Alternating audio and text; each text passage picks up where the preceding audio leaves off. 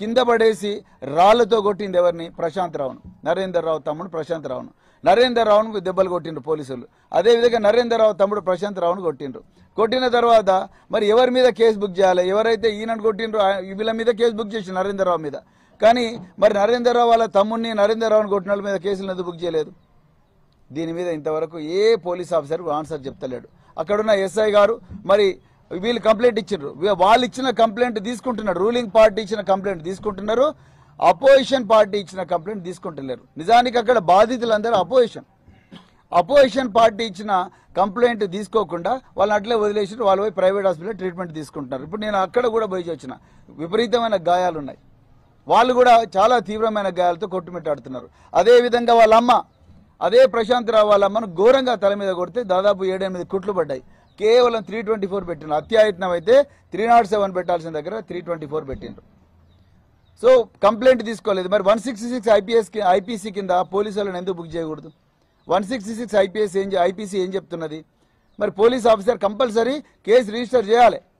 అదేవిధంగా మరి సిఆర్పిసి ఏం చెప్తున్నది? మీరు ఎవరైనా కంప్లైంట్ ఇస్తే తప్పకుండా కేసు రిజిస్టర్ చేయాలి. అది ఫాల్స్ అయితే ఫాల్స్ అని క్లోజ్ చేయి, లాక్ ఆఫ్ ఎవిడెన్స్ అయితే లాక్ ఆఫ్ ఎవిడెన్స్ అని క్లోజ్ చేయి, లేకపోతే మిస్టేక్ ఆఫ్ ఫ్యాక్ట్ అని క్లోజ్ చేయాలి. అంతే తప్ప నేను కంప్లైంటే తీసుకోనంటే అంటే మీ బాస్ రేవంత్ రెడ్డియా లేకపోతే సిఆర్పిసినా? మీ బాస్ రేవంత్ రెడ్డియా లేకపోతే ఐపీసీనా? మీరు ఏ విధంగా, లేకపోతే రేవంత్ రెడ్డి కుటుంబమా? మీరు చాలా క్లారిఫై చేయాల్సిన అవసరం ఉన్నది డీజీపీ గారి విషయంలో. అంటే చట్టం అధికార పార్టీలో ఉంటే ఏం చేసినా నడుస్తుంది. అధికార పార్టీలో ఉంటే పోలీసు వాళ్ళు వీళ్ళని తన్నినా నడుస్తుంది. అధికార పార్టీలో ఉంటే బెల్ట్తో మరి బాధితులను కొట్టినా నడుస్తుంది. ఇదే కదా. తర్వాత మూడోది, కొల్లాపూర్ నియోజకవర్గంలో పెద్ద కొత్తపల్లిలో చిన్న కార్పంలో దళితులను విచక్షణ రహితంగా కొట్టిండ్రు కాంగ్రెస్ వాళ్ళు. అదే ఓట్లన్నాడు. ఇంతవరకు ఒక్క అక్యూజ్ను కూడా అరెస్ట్ చేయలేదు. ఎస్ఐని అడిగితే ఆయన నీళ్లు నములుతున్నాడు.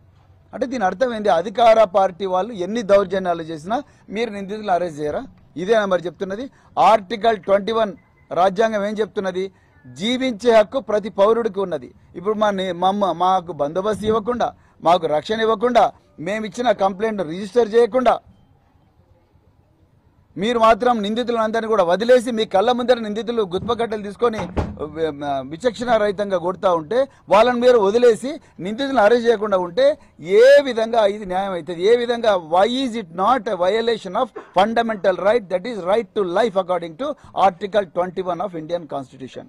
I want the DGP sir to clarify on this. ఎందుకు మీ ఎస్పీ గారు ఏం చేస్తున్నారు? మీ డిఎస్పీ ఏం చేస్తున్నాడు?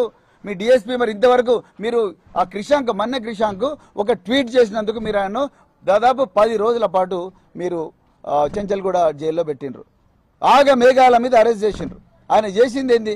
ఉస్మానియా యూనివర్సిటీలో హాస్టల్ క్లోజ్ చేసిండ్రు అనే దాని మీద ఒక నోటీస్ను ఆయన ట్వీట్ చేసిండు. ఆ ట్వీట్ చేస్తే మేఘాల మీద టాస్క్ ఫోర్స్ వచ్చి ఆయనను తీసుకొని రాత్రికి రాత్రి ఏమంటారు భార్యలకు చెప్పకుండా, కుటుంబ సభ్యులకు చెప్పకుండా వాళ్ళను పోలీస్ స్టేషన్ తీసుకొని పోయిండ్రు. కుటుంబ సభ్యులకు ఎవరికి చెప్పకుండా పోలీస్ స్టేషన్ తీసుకొని పోయి దాదాపు 10 రోజుల పాటు అతన్ని జైల్లో పెట్టిండ్రు. కానీ ఈ విషయంలో ఇంతవరకు ఒక టాస్క్ ఫోర్స్ ఏర్పాటు చేయలేదు, ఒక అక్యూజ్ను కూడా పట్టుకోలేదు. కళ్ళ ముందర నేరం జరుగుతుంటే ఆ నేరం చేస్తున్న వాడిని పట్టుకోకుండా వదిలేసిండ్రు. ఇలా వాళ్ళందరూ కూడా ఎమ్మెల్యే దగ్గర ఉన్నారని స్పష్టమైన సమాచారం ఉన్నది. మరి ఎమ్మెల్యేని తీసుకొచ్చి కూర్చోబెట్టండి పోలీస్ స్టేషన్లో. ఇప్పుడు మన్నె క్రిషాంక్ని అరెస్ట్ చేసిండ్రు, డాక్టర్ వంశీకృష్ణ కూడా తీసుకొచ్చి కూర్చోబెట్టండి, ఆయన కూడా ఇంటరాగేట్ చేయండి, ఆయన కాల్ డీటెయిల్స్ మొత్తం చూడండి, bring all is CDRs, call details అని తీసుకొచ్చి వెరిఫై చేయండి. ఈ నిందితులు ఎవరైతే ఉన్నారో వాళ్ళ కాల్ డీటెయిల్స్, వాళ్ళ టవర్ లొకేషను, అదేవిధంగా ఎమ్మెల్యే కాల్ డీటెయిల్స్ అవన్నీ మ్యాచ్ చేయండి. మీకు అద్భుతమైన సాఫ్ట్వేర్ ఉన్నది కదా, అవన్నీ మ్యాచ్ చేసి చూడండి. 2 నిమిషాల్లో మీకు నిందితులు దొరుకుతారు. మరి ఎక్కడ పోయింది టాస్క్ ఫోర్సు?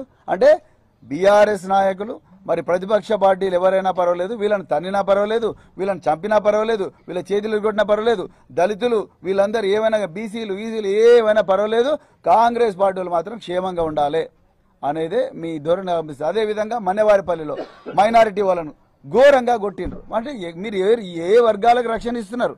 మీరు ఎందుకోసం ముఖ్యమంత్రి అయినరు? మీరే హోమ్ మినిస్టర్ రేవంత్ రెడ్డి గారు. మరి మీరే ఆన్సర్ చెప్పాలి.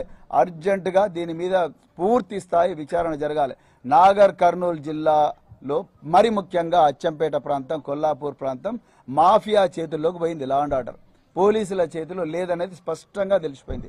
నిజంగా పోలీసుల చేతుల్లో ఉంటే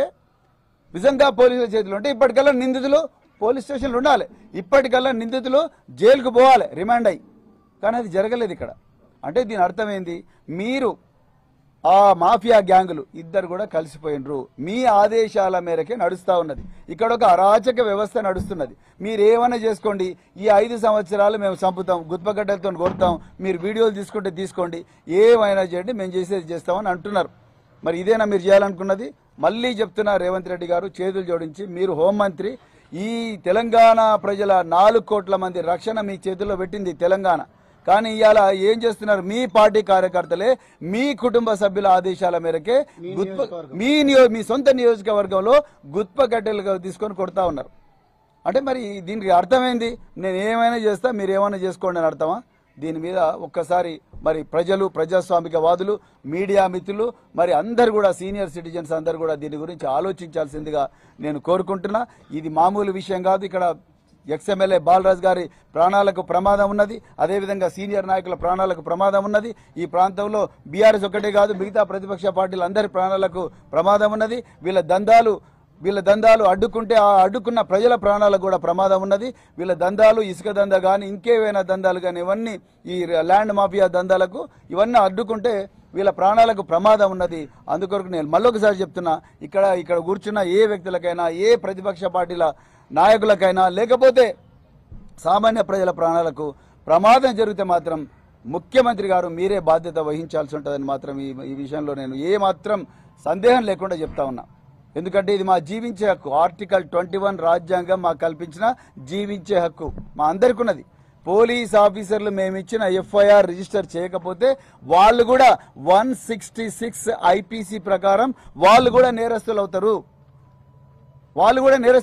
ఈ విషయంలో మేము స్టేట్ హ్యూమన్ రైట్స్ కమిషన్ దగ్గర పోతాం, నేషనల్ హ్యూమన్ రైట్స్ కమిషన్ దగ్గర పోతాం, నేషనల్ ఎస్సీ కమిషన్ దగ్గర పోతాం. నేను మళ్ళీ చెప్తున్న, చేతులు జోడించి పోలీస్ ఆఫీసర్స్, మీరు దయచేసి సిఆర్పిసి ఫాలో కండి, మీ పోలీస్ మాన్యువల్ ఫాలో కండి. ఒక గలాట జరిగితే 2 వర్గాలు కొట్టుకుంటే 2 వర్గాల దగ్గర నుంచి గాయాలు వాళ్ళకైనా వీళ్ళకైనా ఇద్దరి దగ్గర నుంచి ఎఫ్ఐఆర్ తీసుకోండి. తర్వాత మీ పరిశోధనలో ఎవరు అగ్రెసర్, ఎవరు విక్టిమ్ అనేది మీకు క్లియర్గా తెలుస్తుంది. మొదట ఎవరు ప్రవోక్ చేసిండ్రు, దానికి కారణం ఇది మీరు ఇన్వెస్టిగేట్ చేయండి. కానీ ఒక వర్గం ఎఫ్ఐఆర్ ఏమో మీరు రిజిస్టర్ చేస్తారు, ఇంకొక వర్గం ఇచ్చిన కంప్లైంట్ ఏమో ముట్టుకోరు, ఉల్టా వాళ్ళనే బెల్టులు తీసుకొని కొడతా ఉన్నారు వంగూరు పోలీస్ స్టేషన్ లాగా. ఇది ఎక్కడ న్యాయం? ఏ పోలీస్ మాన్యువల్ చెప్పింది? మీరు ఎవరు నేర్పారు మీకు ఇవన్నీ? అందుకొరకే ప్రజలందరూ కూడా దీన్ని గుర్తించాలి. బీఆర్ఎస్ పార్టీ ఎట్టి పరిస్థితుల్లో కూడా ఈ విషయంలో కాంప్రమైజ్ కాదు. సో ఈ విషయంలో అర్జెంటుగా ఒక టాస్క్ ఫోర్స్ ఏర్పాటు చేయాలి. అదేవిధంగా ఇక్కడ మాఫియా గ్యాంగులు చాలా తిరుగుతూ ఉన్నాయి, నయీ ముఠా ఆనవాళ్లు మళ్ళీ కనిపిస్తూ ఉన్నాయి. మళ్ళీ ఒకసారి ఈ ప్రాంతం ఆ ముఠాల చేతిలోకి పోతే మాత్రం దీన్ని వెనక్కి తీసుకురావడం కష్టం. అందుకొరకు నేను మళ్ళీ చెప్తున్నా, డీజీపీ గారు మీరు దయచేసి ఒక స్పెషల్ టీంని ఇక్కడ పంపించండి, పర్మనెంట్గా ఇక్కడ స్టేషన్ చేయండి. ఈ ముఠాలు, ఈ అచ్చంపేట ఎమ్మెల్యే, అదేవిధంగా కొల్లాపూర్లో మరి జూపల్లి కృష్ణారావు మినిస్టర్ ఆధ్వర్యంలో జరుగుతున్న ముఠాలు, ఇవన్నీ కూడా వీళ్ళందరినీ కంట్రోల్ చేయాల్సిన అవసరం అర్జెంటుగా ఉన్నది. లేకపోతే మాత్రం ఇది ఒక మరో ఆఫ్ఘనిస్తాన్ అయ్యే పరిస్థితి ఉన్నదనేది కూడా నేను మళ్ళీ చెప్తా ఉన్నా. అందుకొరకే దయచేసి మరి ఈరోజు ప్రజలందరూ కూడా గుర్తించాలి, బీఆర్ఎస్ ప్రజాస్వామ్యబద్ధంగా పోతా ఉన్నది పార్టీ.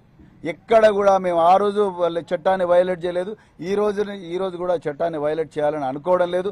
వాళ్ళు ఏదో దాడులు చేసినట్టు ప్రతి దాడులు చేసే ఒక నీచమైన చట్ట వ్యతిరేక సంస్కృతి మా దగ్గర లేదు. మేము ఇప్పటికి కూడా పోలీసు వ్యవస్థను కోరుకుంటున్నాం, డిమాండ్ చేస్తున్నాం, చట్ట ప్రకారం డిమాండ్ చేస్తున్నాం. Please arrest the accused urgently. And then వీళ్ళు ఎవరైతే హ్యాబిచువల్ క్రిమినల్స్ ఉన్నారో, ఎవరైతే మాఫియా మెంబర్స్ ఉన్నారో అర్జెంటుగా వాళ్ళ మీద పీడీ యాక్ట్ పెట్టి చెంచల్గూడ జైలుకు పంపించండి, చెర్లగూడ జైలుకు పంపించండి. See that they are in the police station for at least 6 months. ఆ ప్రాంతం అంతా కూడా మరి ప్రశాంతంగా ఉంటట్టు చూడండి. వాళ్ళు ఇంకా ప్రశాంతం రాకపోతే ఇంకో 6 నెలలు పెట్టండి. అంతే తప్ప ఈ మాఫియా గ్యాంగుల చేతిలోకి వాళ్ళు ఏదో అధికార పార్టీలు ఉండరని పెడితే మాత్రం ఇక్కడ ఊరుకోరు, పెద్ద విప్లవం వస్తుంది. దాని తర్వాత మళ్ళీ చేతులు కాలిన తర్వాత ఆకులు పట్టుకుంటే లాభం లేదని చెప్తూ మరి ప్రజలందరూ కూడా అప్రమత్తంగా ఉండాలి. బీఆర్ఎస్ పార్టీ కార్యకర్తలందరూ కూడా, నాయకులకు అందరూ కూడా నేను మళ్ళీ రిక్వెస్ట్ చేస్తున్నా, ఎట్టి పరిస్థితుల్లో కూడా మన చట్టాన్ని అతిక్రమించాం, మనకు ఆ సంస్కృతి లేదు. కానీ మనం ఎట్టి పరిస్థితుల్లో కూడా భయపడాల్సిన అవసరం లేదు, ఎట్టి పరిస్థితుల్లో భయపడాల్సిన అవసరం లేదు. చట్టం మన వైపు ఉన్నది, ధర్మం మన వైపు ఉన్నది, న్యాయం మన వైపు ఉన్నది. మొత్తం 4 కోట్ల మంది తెలంగాణ ప్రజలు మన వైపు ఉన్నారు.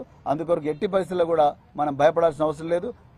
బరాబర్ మనం ఈ దుర్మార్గులను ఎదుర్కొందాం, చట్ట ప్రకారమే ఎదుర్కొందాం అని చెప్తూ మరి ఈ అవకాశం ఇచ్చిన అందరికీ కూడా ధన్యవాదాలు చెప్తూ మరి బాలరాజు గారి కుటుంబం, అదేవిధంగా నరేందర్ రావు గారి కుటుంబం, వీళ్ళందరి కుటుంబాల మరి అందరి పార్టీ కార్యకర్తల కుటుంబాలు, అదేవిధంగా సామాన్య ప్రజల ఈ మీడియా ఈ మాఫియా వల్ల ఇబ్బంది పడ్డ ఎవరైతే ఉన్నారో ఆ ప్రజలందరి కుటుంబాలకు మేము సంఘీభావంగా ఉంటాం. వాళ్ళకి చీమ గుట్టిన కూడా వెంటనే అక్కడికి వచ్చి వాళ్ళని ఆదుకుంటామని చెప్తూ మరొకసారి ఈ అవకాశం ఇచ్చిన మరి మీడియా మిత్రులందరికీ కూడా మరొకసారి హృదయపూర్వక ధన్యవాదాలు చెప్తూ మేము ఈరోజు ఎస్పీ నాగర్ కర్నూలు